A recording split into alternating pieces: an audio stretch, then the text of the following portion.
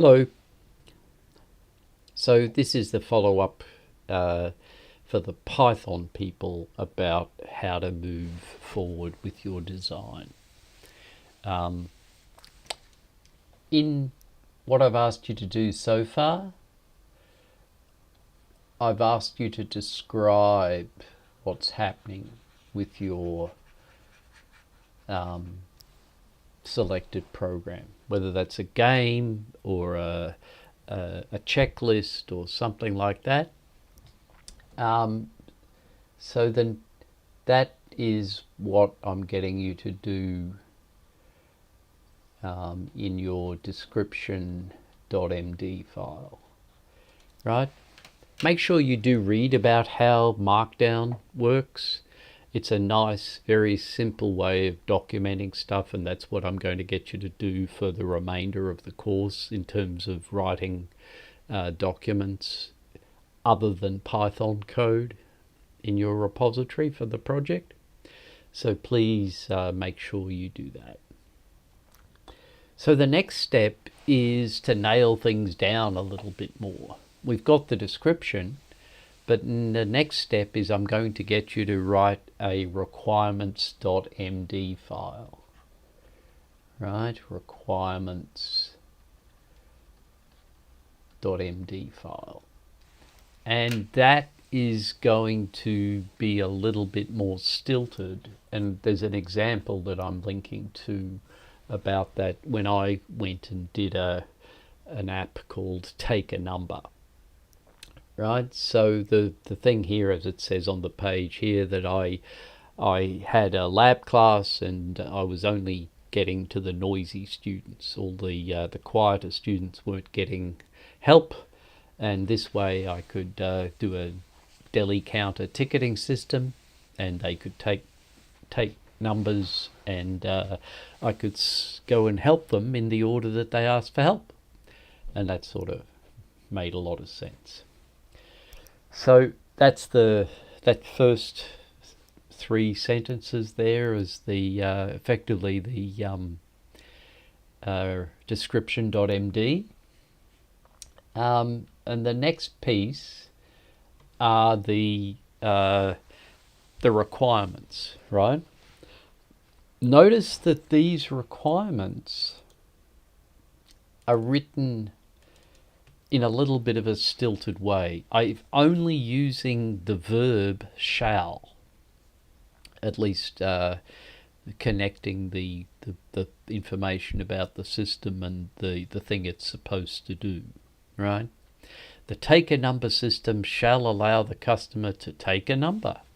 The take a number system shall allow the servicer to see the next number to be serviced. The take a number system shall notify the customer associated with the next number to be serviced.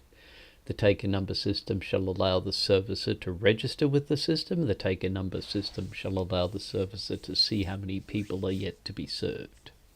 So they're all functions that the system is to do.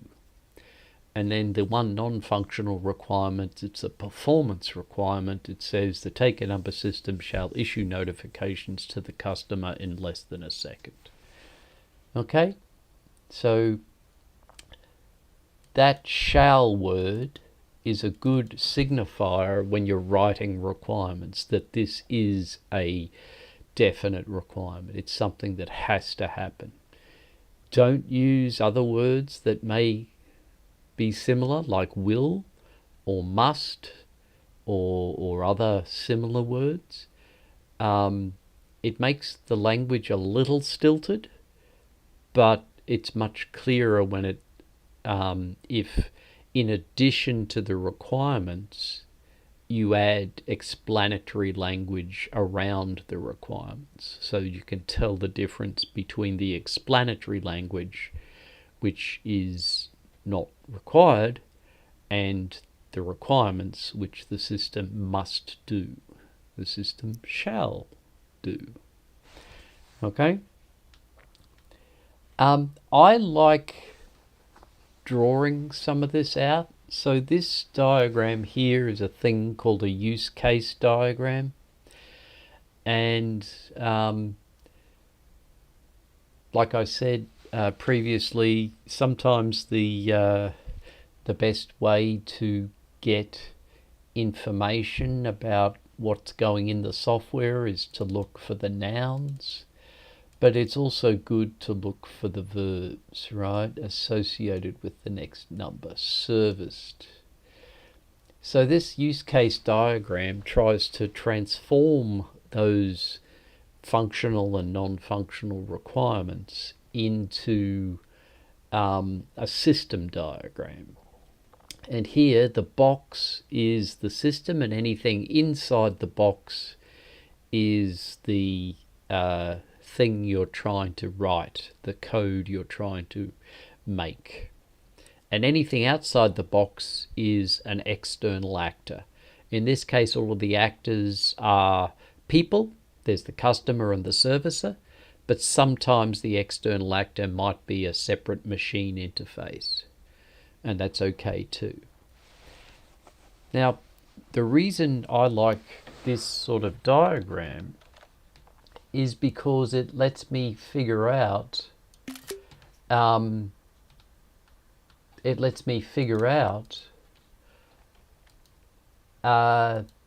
classes that I need, right? Remember, we're doing Python, and we need to somehow or other break up the code so that it's not all in just one file.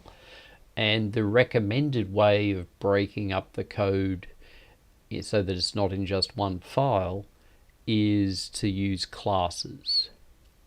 And the nice thing about having a use case diagram for determining classes is it makes it very easy, right?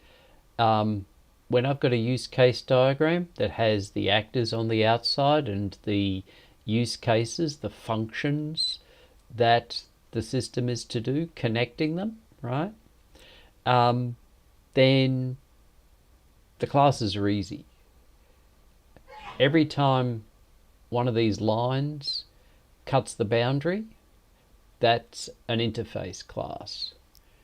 Okay? Every one of these things, these ellipses, these use cases, that's a class. And then the slightly harder thing to define is the nouns, right? And here the noun that I'm looking for as number and next number, but the real thing that they're talking about is a queue.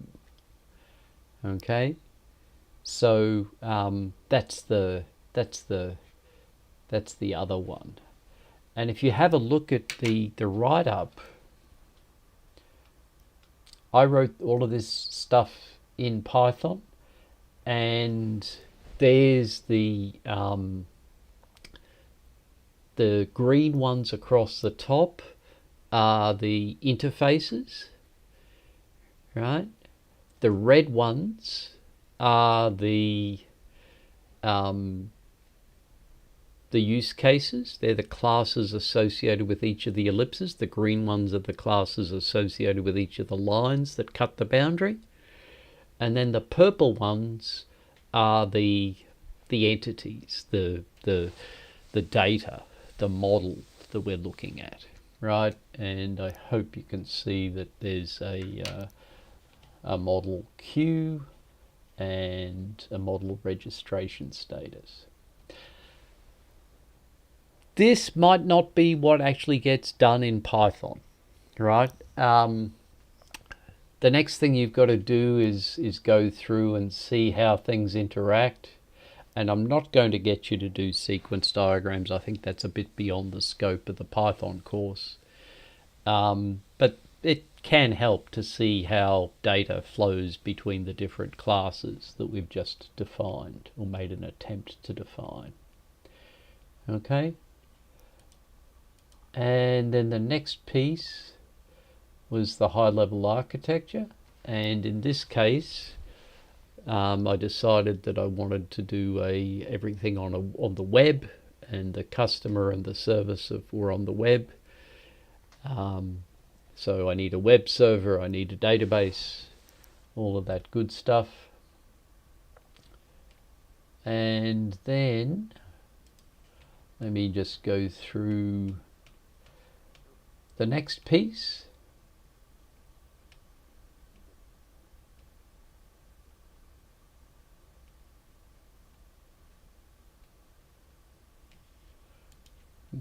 So the next piece was to take the analysis classes, my first guess at what the classes were going to be, and turn them into actual Python classes. And rather than have the huge numbers that I seem to have, I decided to merge some of the classes that we had before, and that's the way it ended up. The yellow classes are the ones. So I had a registration.py, an application.py, a service.py, a customer.py, and a queues.py. And that was it. Now I'm going to get you to follow some of this process. Like I said, we've already done the concept of operations, right? We've already done that piece there. The next piece will be writing some requirements. And then the piece after that will be defining a first guess at the classes. And then we might have an iteration on what the classes should be. We'll define the files, the Python files that we're going to use, and then you can actually implement whatever the problem is that you want to write about. Okay, I hope that clarifies things a little bit, and please feel free to ask questions on the discussion forum or however else you feel most comfortable interacting with me, and we can go from there.